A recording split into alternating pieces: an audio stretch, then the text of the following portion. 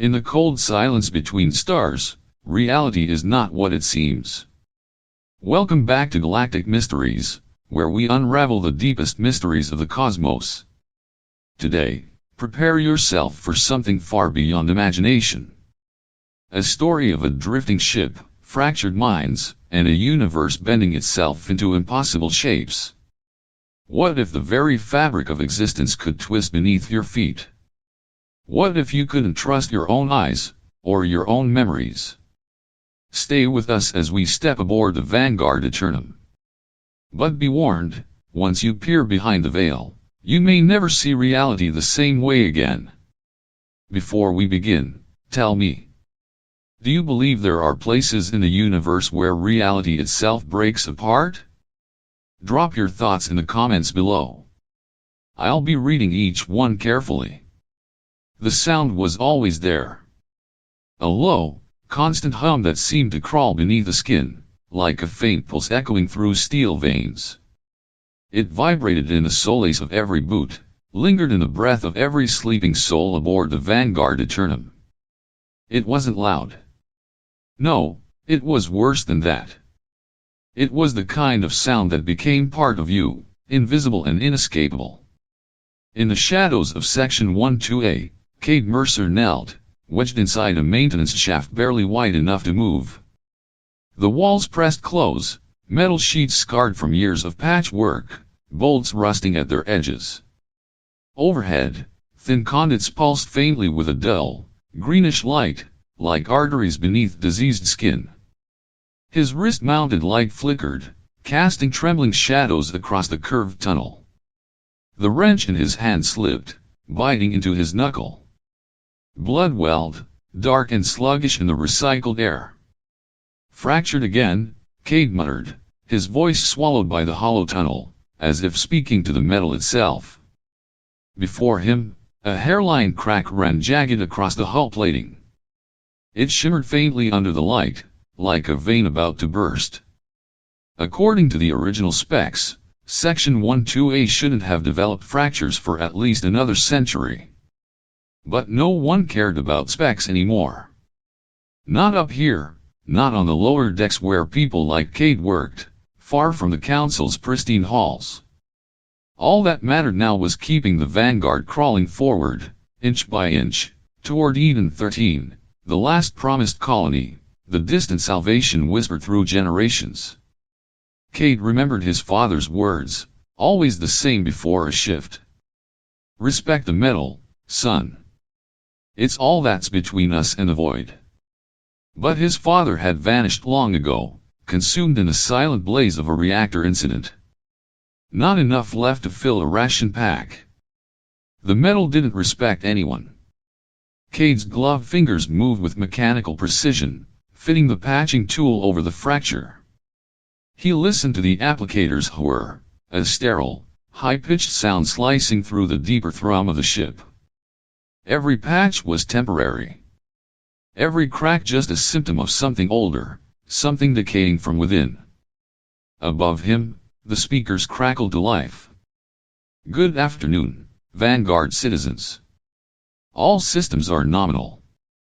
Estimated arrival at Eden 13 in 173 cycles. Breathe easy. Lena's voice. Soft, measured, syrup smooth. Always reassuring. Always too perfect. But Cade had learned not to trust perfect things. The seal clicked shut. A green light blinked. Job done. For now. Just as he stood to leave, his wrist communicator lit up, cold digits scrolling across the tiny screen. Mercer, Section 9C. Coolant anomaly. Priority 3. Another leak. Another day. Another fracture beneath the surface. The corridors of the Vanguard were never silent. Pipes rattled overhead, cables twisted like tangled roots across the ceiling, humming faintly with electrical life. Cade moved quickly now, boots echoing down narrow passageways, toolkit slung at his side. The air smelled faintly of metal and something older, a scent you could never quite scrub away, the scent of recycled breath and decaying insulation. Gravity felt normal. 0.98 standard. Steady. Until it wasn't. Without warning, the world lurched sideways. The floor dropped beneath his feet, pitching him hard into the wall. His shoulder slammed against cold steel. Lights overhead flickered wildly, dimming, sparking, casting frantic shadows that seemed to shift like something alive. Cade groaned, pushing himself up. The COMM speakers blared to life, shrill and broken. Proximity breach. Pressure fluctuation. Structural anomaly detected. Alarms shrieked, one after another. Pressure seals hissed. A red glow pulsed along the corridor walls, as if the ship itself was bleeding from somewhere unseen. Cade tapped his wrist communicator. Dead. No signal. Static swallowed everything. He tried again. Lena's soft voice, gone. Just silence, interrupted by fractured bursts of white noise, fragments of syllables that didn't form words. The ground beneath him trembled. Not the usual, gentle hum. This was something deeper, jagged, a vibration that ran up through his legs and settled behind his eyes, making everything feel slightly off balance, slightly wrong. Cade staggered forward, gripping the wall to steady himself. The ship was alive, yes. But now it felt like it was breathing differently. As if something unseen was pulling at its bones, twisting. A shadow passed at the edge of his vision, a corridor seeming to stretch farther than it should, a door that flickered for half a second like a mirage, before snapping back into focus. He checked his scanner again. Gravity, nominal. Oxygen, nominal. Radiation, nominal. Everything said normal. But every instinct screamed otherwise. The lights dimmed once more, then flickered to red. The emergency lights formed long tunnels of shadow, and in that darkness, Cade had the creeping sensation that something was moving, just beyond sight. Something pulling, bending the ship's insides into shapes they were never meant to hold. A deep, unspoken truth settled in his chest. This wasn't a malfunction. Something was unraveling. Cade's steps echoed hollow down the corridors as he forced his way upward, toward the command deck, a place he rarely had reason to visit. Here, the walls no longer bore the exposed wiring and rusted conduits of the lower levels. Instead, they gleamed unnaturally smooth, seamless panels running the length of the halls, pale white light filtering from invisible sources. It felt sterile. Artificial. Too clean. Too quiet. His boots made almost no sound on the polished floor. The vibrations beneath his feet had calmed now, but something heavier pressed against the air, like a pressure building beneath skin. When Cade reached the lift, he hesitated, half expecting it wouldn't work. But the door slid open, obedient and silent. The interior was spotless, reflective surfaces stretching endlessly. He punched in the code for the command deck, fingers trembling. The lift lurched upward. Numbers blinked on the panel, 17, 18, 19. Each floor felt like layers peeling back, exposing something deeper. The doors parted with a soft hiss. Before him stood the entrance to the bridge. A large, reinforced door stamped with the ship's insignia, the crest of Vanguard Eternum, flanked by the symbol of the Council. But the door wasn't sealed. It stood slightly ajar. A thin sliver of darkness lay beyond. That wasn't right. Command was supposed to be locked, airtight, accessible only to top-tier officers. Cade pushed it open. What greeted him wasn't chaos. No crews scrambling, no emergency lights, no shouting commands. It was silence. And emptiness. The chairs, high-backed, elegant, polished, were all in place. Uniforms hung neatly on them, every rank insignia gleaming in perfect order. But no bodies filled them. Just empty shells, uniforms slumped, as if the crew had evaporated, leaving only their clothes behind. Cade stepped closer, unable to breathe. He touched one uniform, the captain's, fingers brushing the smooth fabric. It sagged unnaturally under his hand. Soft. Yielding. Beneath the uniform, he felt something like gelatinous flesh. No structure. No bones. No human shape.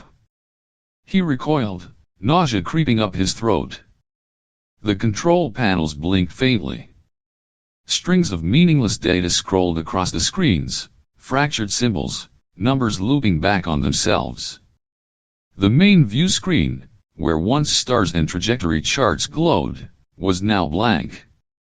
A dull, lifeless gray rectangle stretching across the wall. The Vanguard's course readout blinked erratically, pointing to no known coordinates. It wasn't just the crew that had vanished. The ship itself felt adrift, severed from logic. Cade stumbled out, pulse hammering in his ears. He tried to retrace his steps, back to the lift, back to something familiar.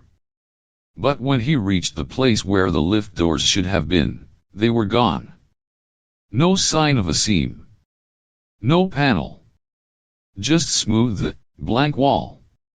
He pressed his hands against the surface, desperate. Solid. It was as if the lift had never existed. He turned, trying another corridor. But now the ship felt different. Longer. Twisted.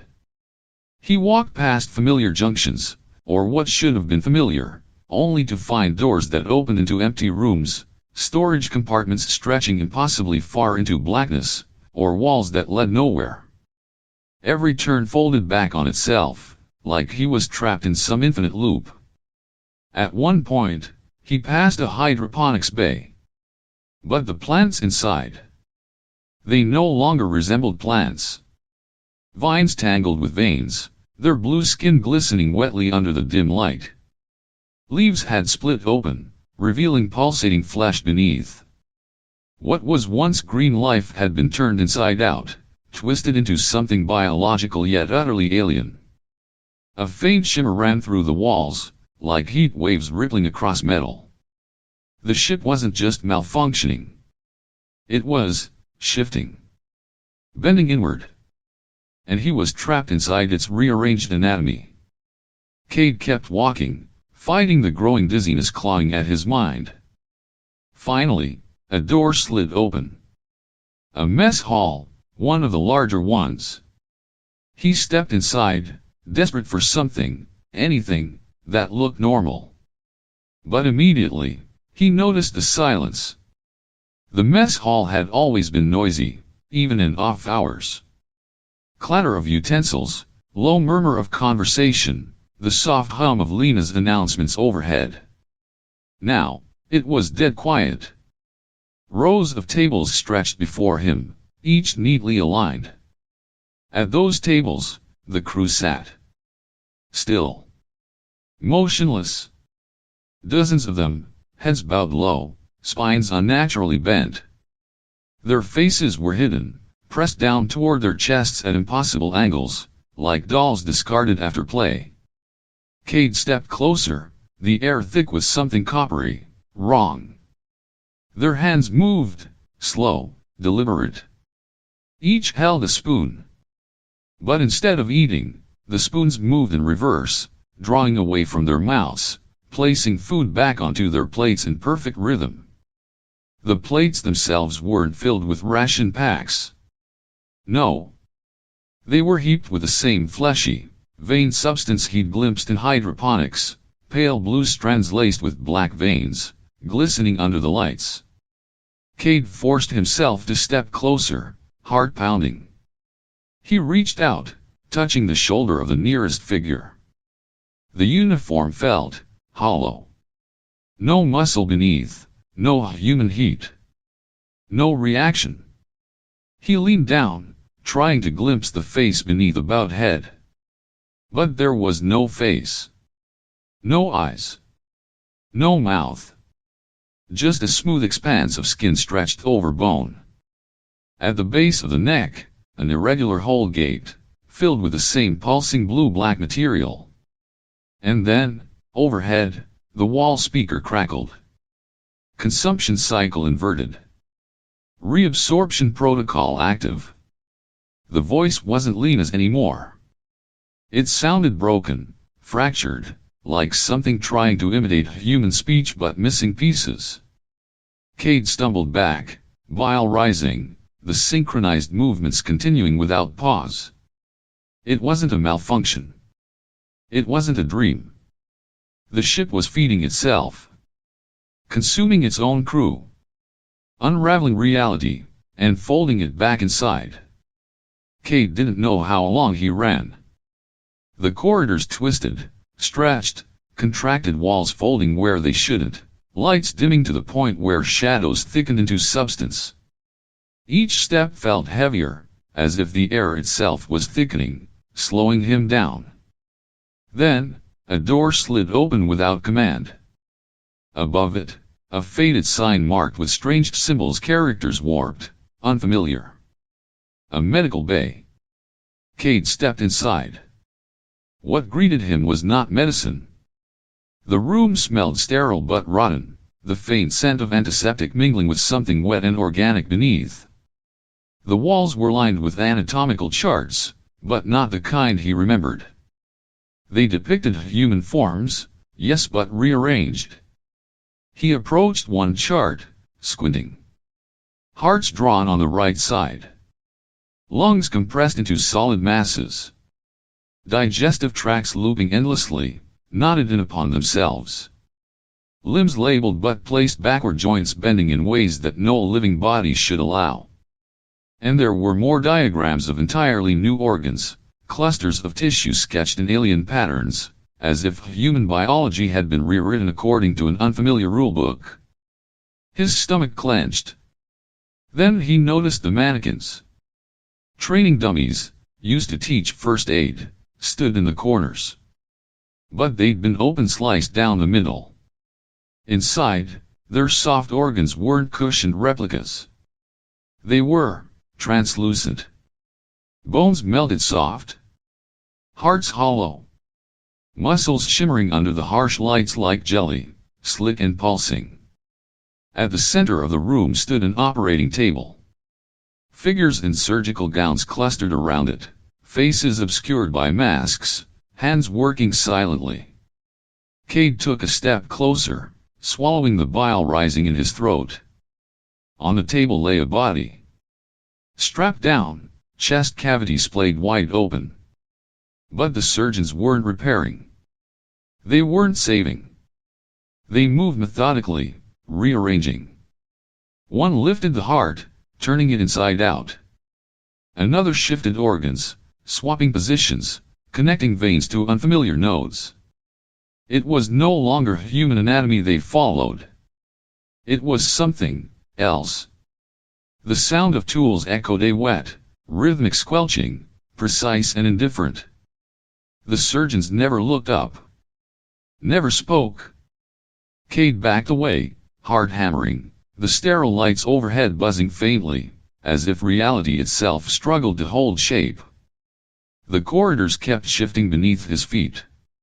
He no longer knew how far he'd come. His mental map of the Vanguard, once so familiar, so reliable, had crumbled completely. Walls appeared where they shouldn't. Doors opened into voids. Some corridors stretched for what felt like miles, others bent back upon themselves like closed loops.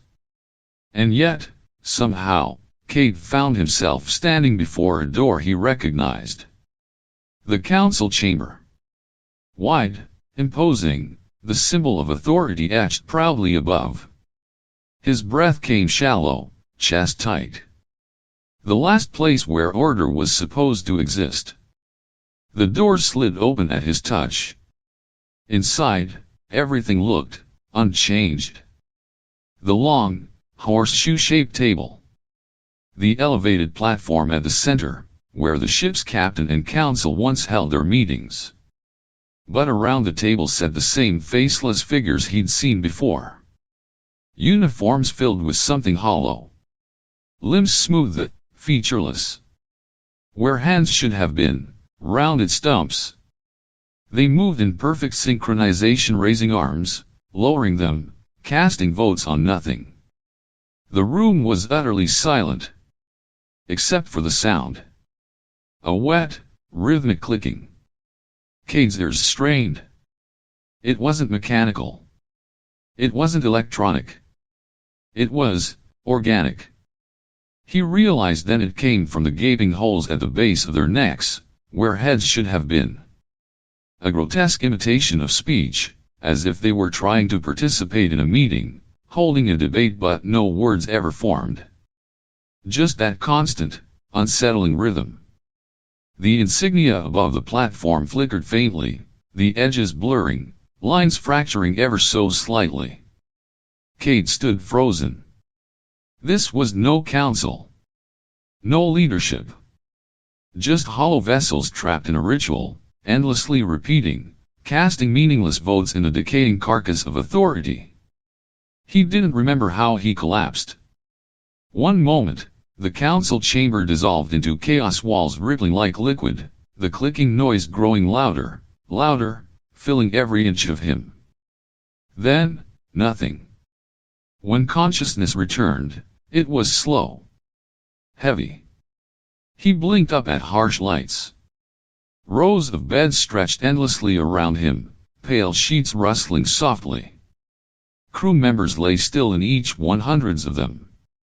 Some restrained, others murmuring quietly, lost in restless dreams. An infirmary. But not the same. Cade's throat felt dry, his limbs heavy. A figure approached, white uniform, a calm face worn thin by rehearsed empathy. A nurse?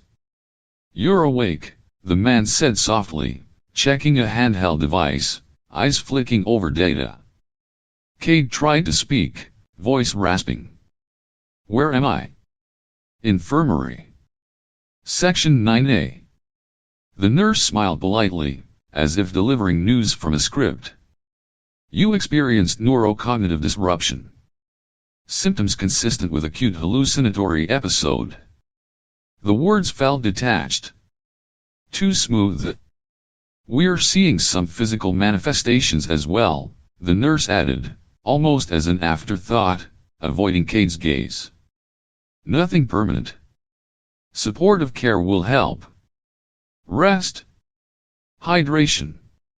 Nutrition." The explanation slid over Cade like oil. Slippery. Thin. He glanced around at the others, rows upon rows of crewmates. Faces pale, some twitching, some perfectly still. A tremor passed through him. Was it real? Or still part of the same broken dream? Time blurred. At some point, he was released. New uniform handed to him. A polite nod. "You're stable now," the nurse said. They directed him like everyone else to Assembly Hall Gamma. A cavernous space, filled already with hundreds of crew members standing in quiet clusters. No chatter. No nervous murmurs. Just hollow eyes, faces stretched thin, exhaustion settled deep. A massive screen dominated one wall. The insignia of the Vanguard Eternum glowed softly, lines smooth, sharp, perfect. Then it shifted. A man appeared, sharp-featured, mid-aged, every inch cultivated authority. Not Captain Direx. Someone else. Colony Overseer Ren Halverson. His voice echoed across the hall, carefully amplified, each word precise. "Citizens of Vanguard. We encountered a rare phenomenon. A localized space-time distortion field. Unforeseen, unavoidable." He spoke of temporary neurocognitive disruption. of how the effects would fade, of resilience, of unity, of the bright promise waiting at Eden 13. The words flowed smoothly. Too smoothly. Cade looked around. Faces lifted, watching, absorbing. A ripple of relief passed through the hall like a faint breeze. But to him, every word sounded thin, hollow, as if painted over a crack too deep to fill. The crowd dispersed, like water draining. But Cade stood still. That pull inside him hadn't faded. His steps drifted unconsciously, leading him back. Back to the one place he didn't want to see. The council chamber. The doors stood closed now, gleaming under clean lights. He reached out. Pushed them open. A crack. Just enough to peer inside. And there they were. Unchanged. The same faceless figures, sitting at the long table, arms rising, falling, casting votes into nothingness. The same rhythmic clicking, wet and bone deep, filling the air like a heartbeat gone wrong. The chamber hadn't vanished. It hadn't reset. The illusion, if it was one, still held. Cade's hand trembled against the door. His breath shallow. Behind him, the ship's pristine corridors hummed softly. Ahead of him, the council repeated their endless, meaningless ritual. And in that moment, he felt it settle deep in his bones. Reality hadn't repaired itself. It had only folded the nightmare deeper inside. You've just witnessed the unraveling of a fragile reality. A ship lost not just in space, but within its own warped reflection. So now, I ask you, was it all a hallucination? Or did the crew of the Vanguard Eternum truly glimpse something that defies explanation? What do you think? Could the same forces exist closer to home, quietly shaping our own reality? Share your theories in the comments. I want to know. Where does the nightmare end, and where does it begin? And if you crave more dark mysteries from the edge of the unknown, don't forget to subscribe, because what's coming next might be even stranger. Until then, stay curious, stay questioning, and never trust what you see.